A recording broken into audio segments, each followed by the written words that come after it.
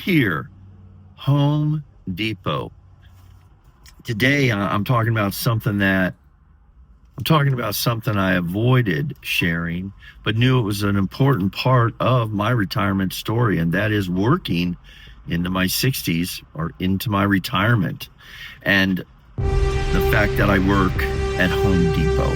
Welcome to Pegasus versus the World, where we take on challenges, comedy, trending topics, and some travel.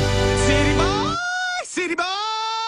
So I saw this title, My Unplanned Home Depot Retirement Job, from 401k to aisle 4, which is actually wild. It's a really good title, if I'm being honest with this dude, because that's what got me to click. And seeing how many views this have, maybe, I don't know his story yet, but it says it all in the title, right? So, me being who I am, I want to check this out. But my little idea is if this brother blew up on YouTube, might have a YouTube career. He might get to retire for real. I mean, I do okay on YouTube. It's a grind. You got to be super consistent, release every single day. But I'm like, yo, he's trying. The other thing is, I don't know what he's going to say. Let him talk, because I get ahead of myself. But I see that title and I'm like, okay, let me just tell you what I see from the title, okay? I don't know what people, you know how people will judge a book by its cover. I just see this. My unplanned Home Depot retirement job from 401k to aisle 4. And immediately I know it sucks, right? It's absolutely, people should be able to retire. I'm with the retirement life. But there is something valiant about him just being like, F it. I'm not going to quit. I'm not going to give up. And he's still grinding. And then that just makes me want to root for him. Like, yo, let's get this bro to retirement, man. Like, because I man, all of us work. Anyways, let's hear his story, because I'm sure he's worked his whole life just like the rest of us. Anyways, this is on What's Up, Boomer. Let's show him some support, get this brother popping, and let's see what he's talking about, man. I think when people open up about their personal life, I think that's special. So let's see what he's talking about. We're here, Home Depot. Today, I'm talking about something I avoided sharing, but knew it was an important part of my retirement story, and that is working into my 60s or into my retirement, and the fact that I work at Home Depot. Or I work at Home Depot at 60 plus years of age, 66 to be exact. I started here, this Home Depot, 3.5 years ago. It's been a positive experience. I'm going to talk about that today and maybe give you some, a story that might help you if you're looking for something to go, a company to work for. These types of companies are, I think, viable options. Let me be clear. This wasn't the plan. It was never the plan that I would work 20 some years, 30 years in my profession, whether it be teaching, and then I was going to go to work for Home Depot, collect Social Security and go to work for Home Depot. No way. Don't tell me that they did a teacher dirt. I mean, teachers get done dirty, bro. But it sounds like he was a teacher.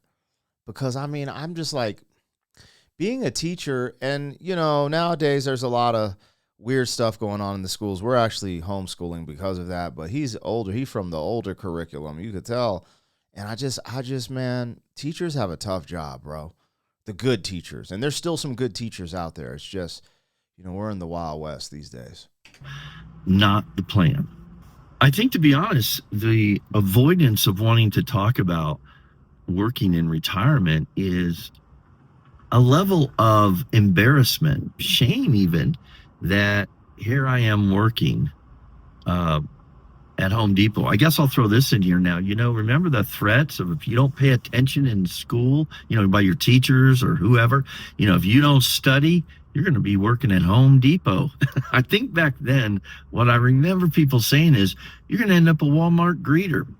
And I was about to say that. That's the one I heard. You're going to be that old Walmart greeter if you don't get your shit together, young man. You better get your shit together now.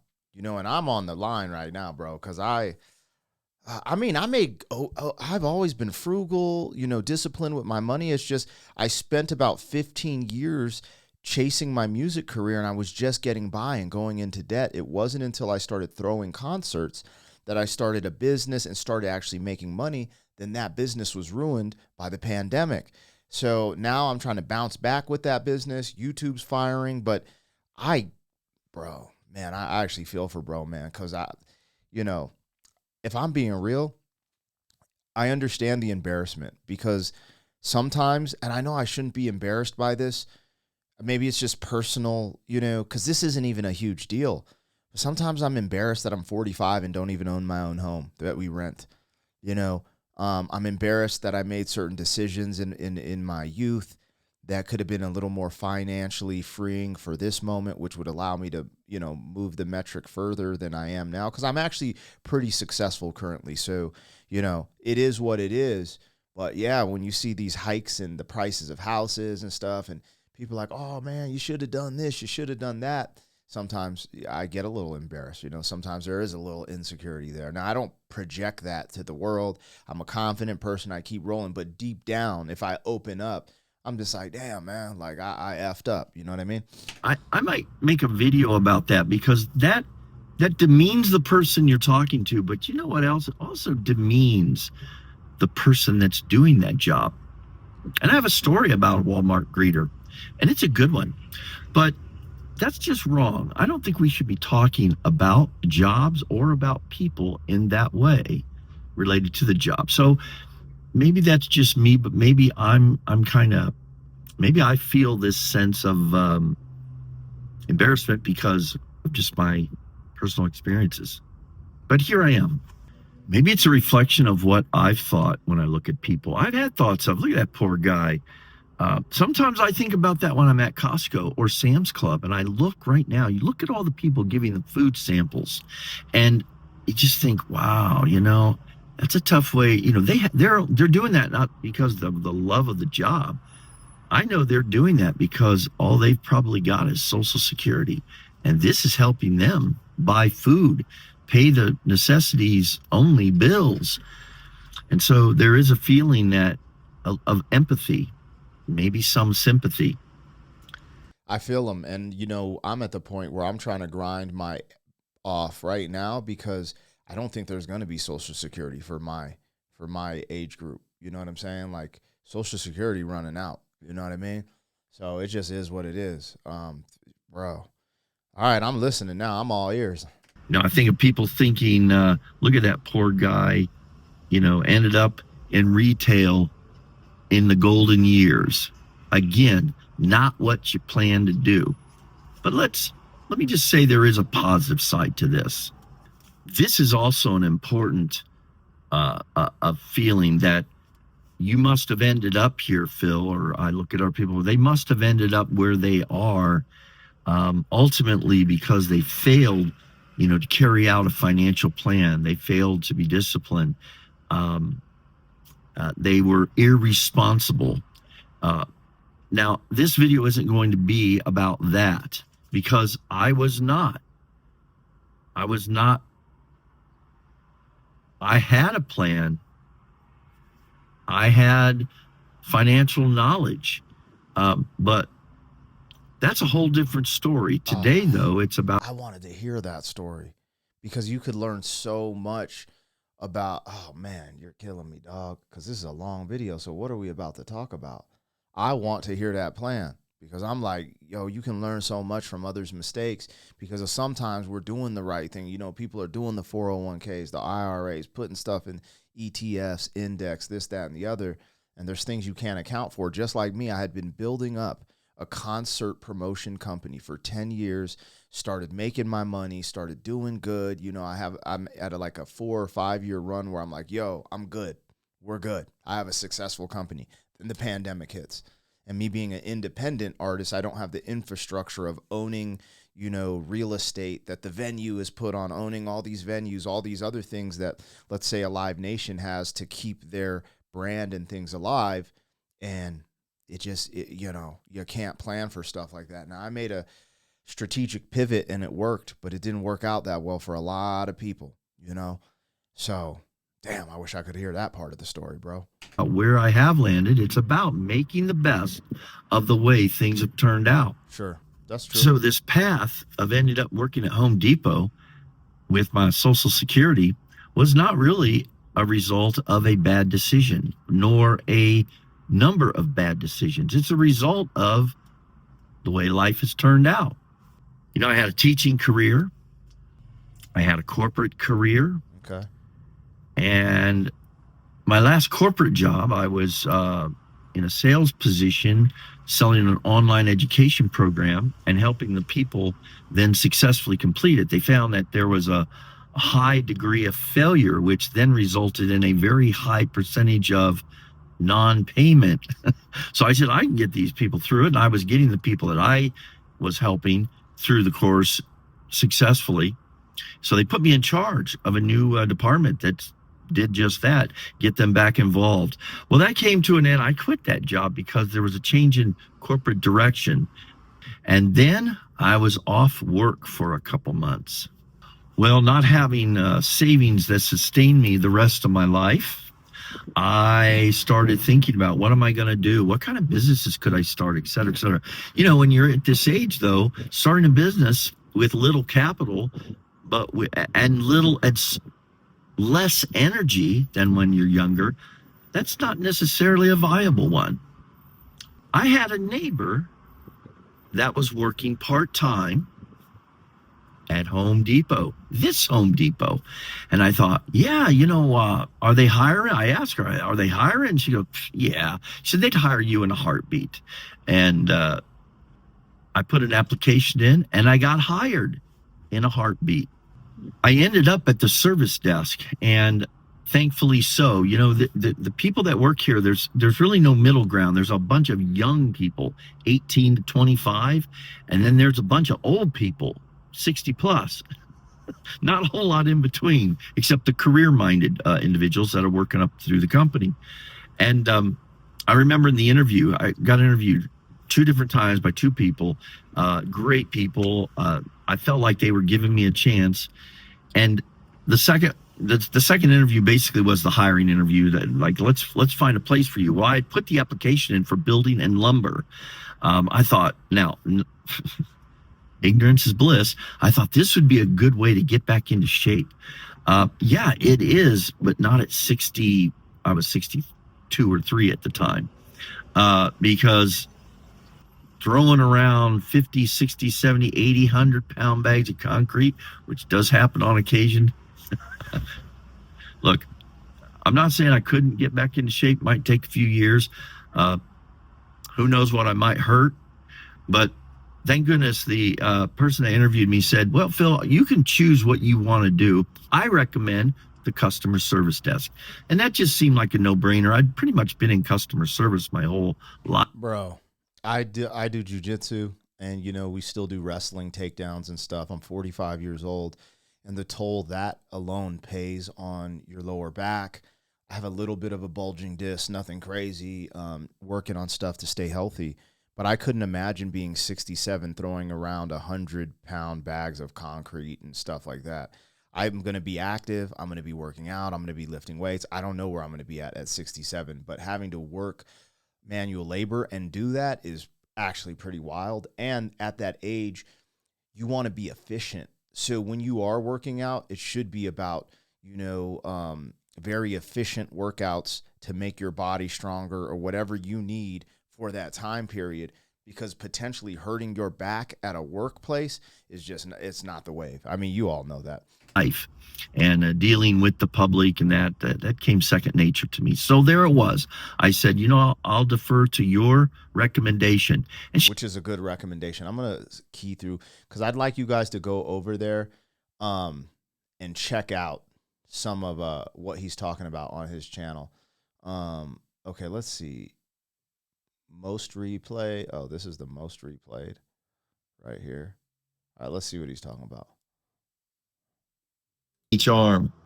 I started part-time, as everyone does, Within a month, they offered me full time if I'd be a closer. I said, no way. And to be honest, there was an adjustment period of actually standing on my feet all day.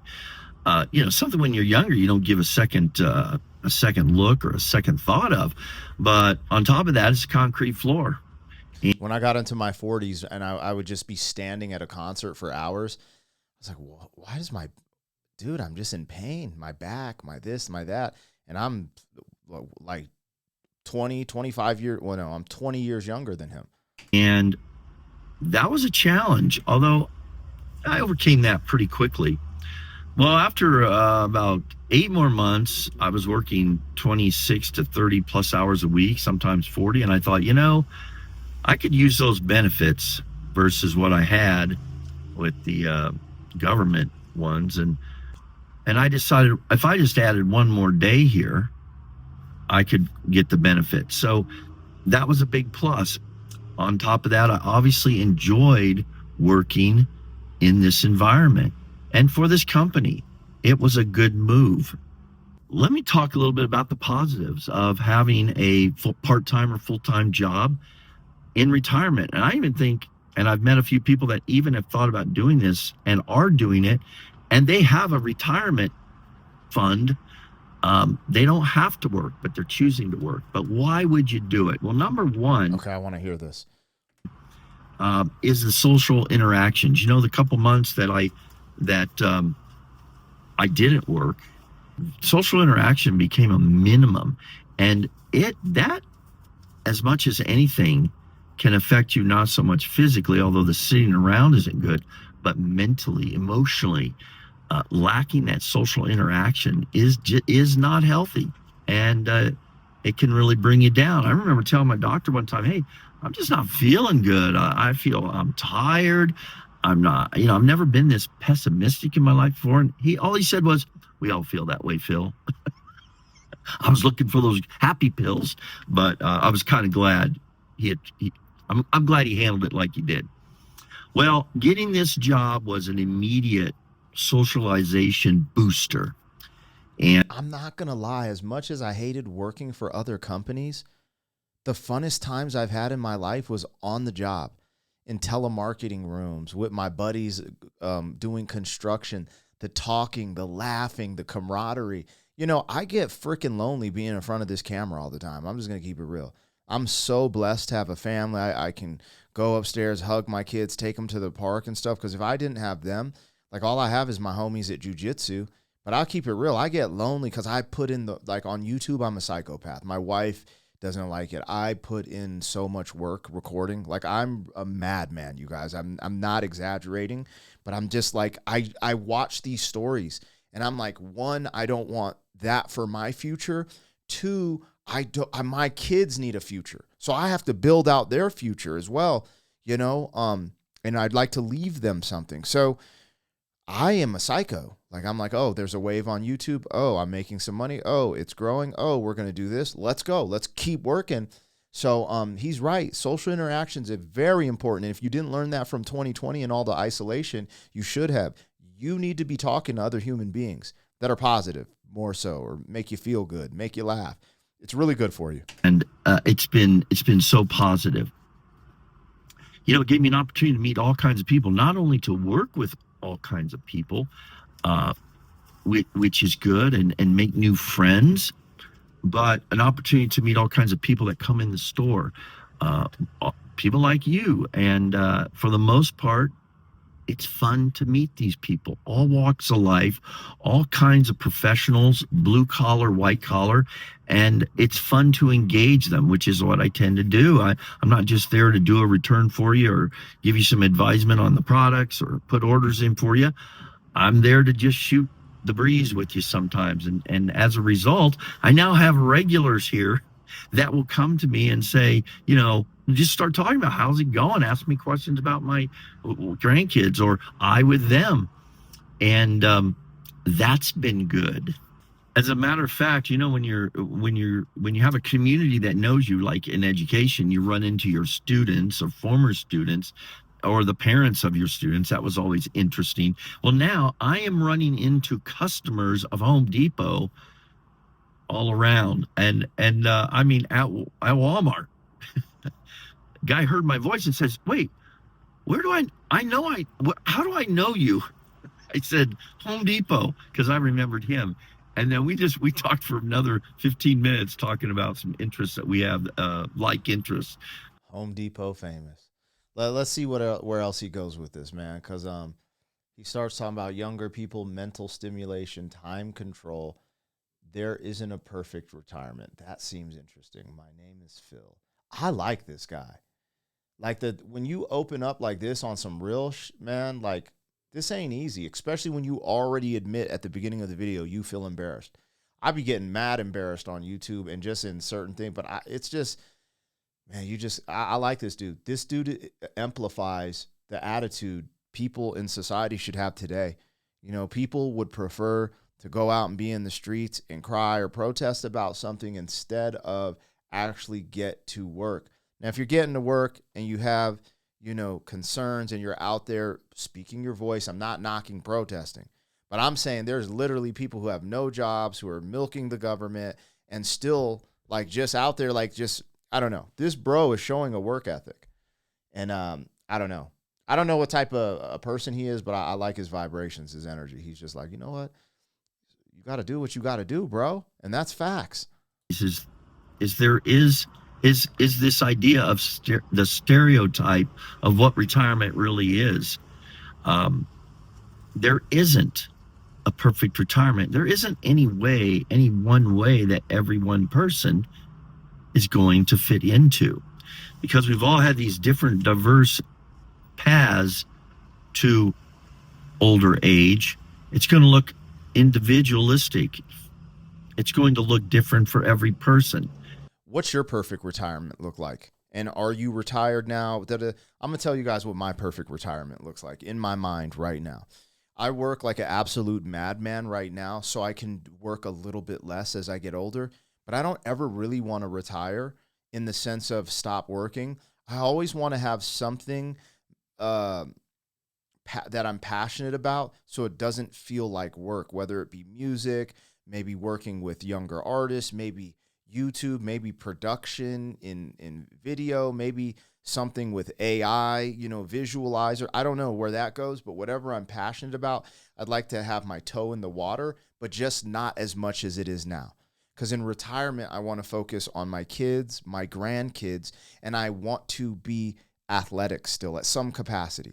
I'd still like to do jujitsu. Obvious at an older age, you know, you have to take it slow in a combat sport, but be able to coach people, you know, be there, work out, you know, and travel the damn world. From now until my retirement, I want to be traveling the world, seeing the world with my family. That's what a dope retirement looks like to me. Again, I don't necessarily see myself not working. My dad is retired. My dad's in his 70s. And my dad just chills, but he works around the house.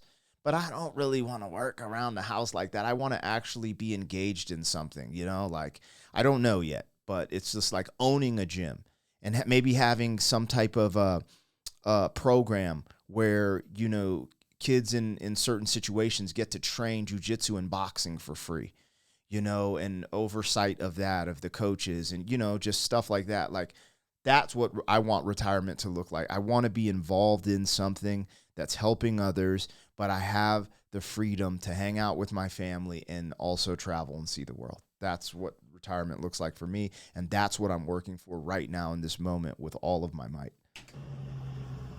And it does. Okay, I've said it. My name is Phil. I'm 66 years old. I'm retired, and I'm working at Home Depot.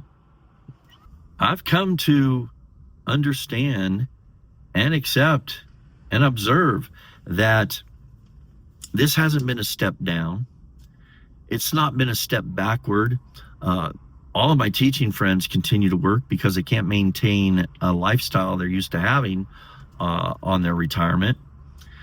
Corporate execs, I have a couple good friends that did through the corporate, got into high levels of management, CE, whatever, O's, P's, I's levels.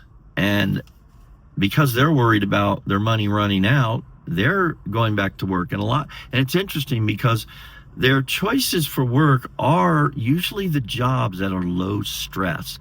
It's more common than I thought. You know what? I'm going to stop here so you guys can go to his channel and watch some more of this. What I would like to end this with, okay, it's What's Up Boomer. Now, I skipped through some of the middle and I skipped the end, so there's a reason for you to go over there and hear his story. And, watching his video supports him.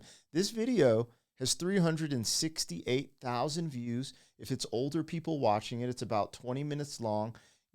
There's a potential that could have generated an extra maybe $2,000, maybe $3,000, depending on the demographics that are watching this, the age demographic. So watching this helps support him and get, like, if he starts getting consistent on his channel, he could make an extra $5-6 grand a month. And I'm just being honest from the things I've seen and dealt with on YouTube. And it's hard. It's hard work, but I don't know. It just depends on if you're into YouTube like that. Anyways, go over there and watch the rest of him. As we're leaving, he says some valid things that we all have to think about. Some people have their retirement set up and they're like, yo, I'm good, da-da-da-da. But there could be years hacked off of your retirement because of this wild inflation and the way the markets have changed and maneuvered, and the value of the dollar, eggs being $5 million, houses being, houses that were 200,000 are now 600,000, rents going up, this, that, the other. So there's a lot to factor in. I don't think we should judge people on their decisions because we are all going to look, but I think we can learn together and try to get to the finish line. And what does retirement look like for you? I don't know. This actually opens up a can of worms for me. Like, this opens up yo, I need to rethink a few things, because it's never set in stone. And me being, I am a entrepreneur. I don't have a corporation. I don't have anyone looking out for me. I have me as an individual LLC and my S corporation, right, to pay my salary. And it's not what people would think. It is not what people would think. And that's why I get on here and rant a little bit too about some of these wild, the resources the government decides to spend on certain things. You're just like, what the hell is going on? And the taxes you pay in your state and stuff. And you're just like, bruh. But anyways, I don't think Social Security is going to be around when it's time for me to retire. So I have to be dialed the F in, and I got kids to take care of, But anyways, I like this guy. Go to his channel, support him, rock with him. I'll tag him in this video. And this is just another eye-opener. I don't think getting a day job, or getting a job in retirement is the end of the world, right? It's not. And if that's what I had to do, when all said and done, I'm going to do what it takes to make sure my family is good, period.